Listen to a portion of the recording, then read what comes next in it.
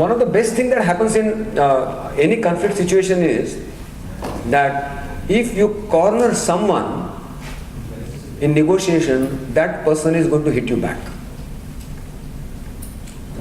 You must allow an escape route for the other party. And one of the escape route is to give him time to think of. For example, he can take a very reasoned kind of a stand and say, okay, after you went, I had a thought about it, and now I'm willing to revise my offer. You give him some face-saving mechanism. That you must give to the other party. Because otherwise the person is saying, oh my God, I don't know how many of you have cat or kittens at home. Anyone has a cat at home? No, it is not possible to have a cat at home. Yeah? Any cat, domesticated cat, you must have had it for let's say 5-6 years, and you think it is domesticated. Any cat so domesticated, if you put it in a room, closed room, and start beating up, so sometimes she starts running around. After that, she just jumps on your neck. Just jumps on your neck. Okay, she can't be cornered and kept in corner. Unlike a dog, if your dog is domesticated, poor loyal fellow will get beating from the master and will not do anything. He'll keep crying and try and hide, but not a cat. So you should not convert any negotiator like a cat, because the moment you corner, his inner urge is to go and hit you somewhere. So you must allow some escape route for a person. So don't create conditions by saying, no, you can't get out of this room until you agree or disagree. Tell me that. The guy may actually be at a point of agreement, but now you said it, he says, I don't know. But I said, okay, he may not be ambivalent about the decision. I say, I see you thinking about whether you want to or not want to. Can I leave you and give you some time to think about? I wish that you will agree to what I'm saying, and I'll leave the table. Come after 10 minutes. It is possible that he will think. I learned this technique quite early in my life. I used to work, I was sharing with Dinas, my industry days.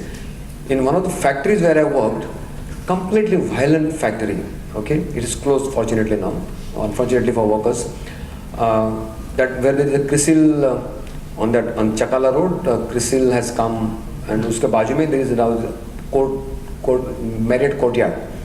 That was a place owned by the Chauhans and Vohras of. They used to have a company called Fit Tight Nuts and Bolts. The way the factory was laid out, that if there is an accident, even the worker will find it difficult to get out of the machine. It was cramped against any laws. You know the factory layout. You know, absolutely unsafe to work. So naturally, workers will be having aggressive kind of. So every 3 years there will be union change and the fights and so on and so forth. So there was this method of allocating work at the start of the shift. So there are 5 workers with me. I have 5 machines, so I allocate work to them. You know, at times I may have only 4 machines running, and 1 machine may be under maintenance or whatever. Now there is 1 guy who is extra, so I must transfer him to the other section. Now, as per some union agreement, it was not, you have to negotiate and do that and so on and so forth. So I would tell this guy, I don't have work, no, you have to go there. He said, nahi jata, ja, kya karna kar. No, huge workers, and the machines were heavy, so even a small bolt would be of this size. So we are actually tightening bolts with huge hammers and kind of a stuff. So people were with a lot of builds, kind of stuff like that. So I go and tell him, I'm like 64 kg guy, that guy is 80 kg guy, and looking, nahi karta, ja, kya karna kar. So I'm all of 23, 24, I don't know what to do with this. So every time I would go, this guy would say, shut, nahi karta ja. And then after some time, my boss would go and do the job, and he would tell me, see, engineer बनके ये सीखने को नहीं होता है, उसके लिए काम करना पड़ता है industry में. Now you'll understand how to work. Now let me go and talk. So he would go and talk, and the worker would go. So I would be surprised why the worker would not listen to me and only listen to this guy. Okay. So as this happened, one of the worker told me, boss, it is plain and simple.